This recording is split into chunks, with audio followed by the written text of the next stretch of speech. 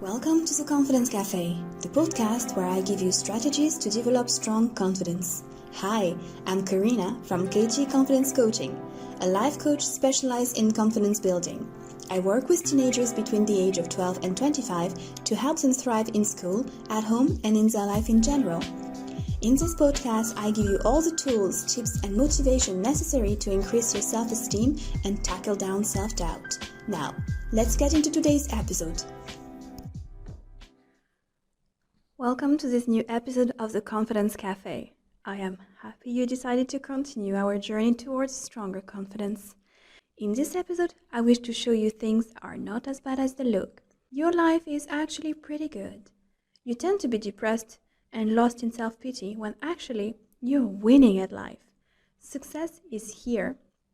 So first I would like to talk to you about beauty, physical beauty. Because that's what a lot of us are thriving towards. When we picture ourselves successful, we picture ourselves as well as very attractive, looking good. Thing is, medias have put out unreachable canons of beauty. No normal human beings can reach in a natural way these canons.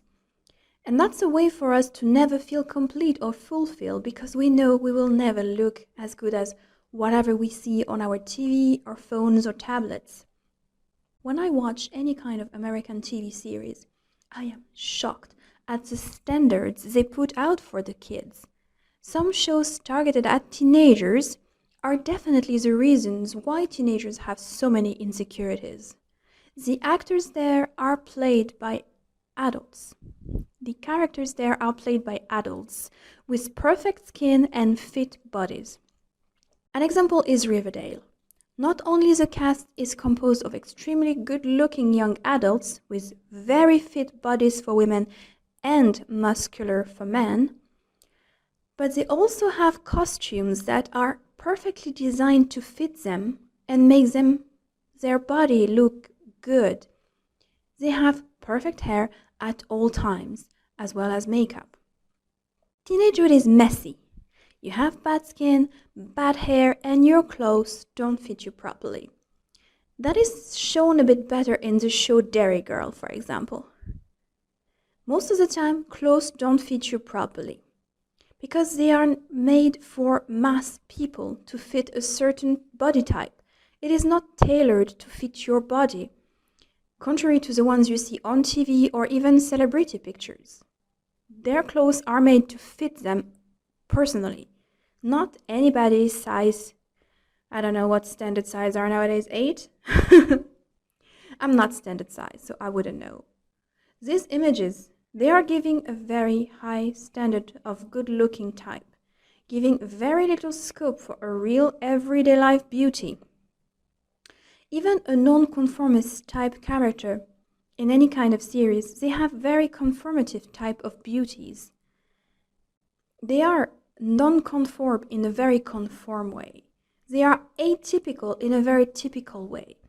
And they are actually always played by very good-looking people that are being cast for their attractiveness. So they can have a makeover scene that will make them look just as good as any prom queen, really. But here's the thing. We are all different. We all have different bodies, different skin, different hair. It differs from one person to another. The quality of your hair and skin doesn't depend exclusively on the amount of product you put on it. It greatly is related to the genes you inherited from your family. If you look around you at the real people in your life, your family members, your teachers, your friends, the people at the supermarket, you will see how diverse the world is and how okay it is. We are all meant to be different from the other, and more importantly, to be accepted as such. And I know I am faced with someone who has a lot of insecurities when the first thing they tell me is congratulations for looking much younger than my age and asking me how I did it, because I didn't do anything. The way I look is like the way anybody looks. It's genetics and nothing to be congratulated about. Also, looking younger than your age shouldn't be a goal to be achieved and praised about. It's just the way you look. We keep reading everywhere that real beauty is on the inside, and yet we only congratulate someone who improved their look. Realism mentality. And you would believe your mirror is a good way for you to be able to know what you look like and evaluate your, let's say, level of beauty. Well, that's not how it works, because you're not looking at what you look like. You're looking for something that you have been programmed to believe is what beauty looks like.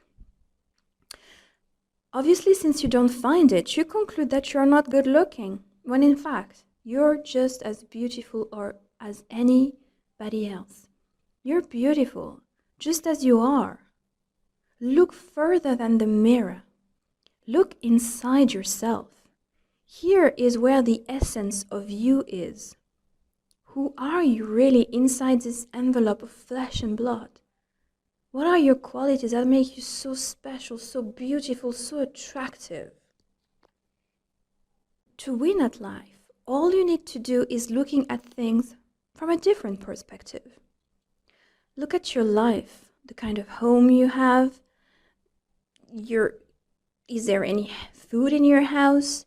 Do you have clothes to keep you warm and more? Is your home warm? Do you have the books you need? Do you have Wi-Fi at home? Do you have all the modern comfort? So here I propose a list of things you should be looking up to measure your level of success. Do you have a roof over your head? Check. Did you eat today? Check. Do you have a good heart? Check. Do you wish good for others? Check. Does someone care for you? Check. Do you strive to be better? You're listening to this podcast, so check. Do you have clean clothes? Check. Do you have a dream? Check. Are you learning? Check. The aim here is just to make you realize something very important. Your life is not so bad. It's not as bad as you sometimes tend to perceive it.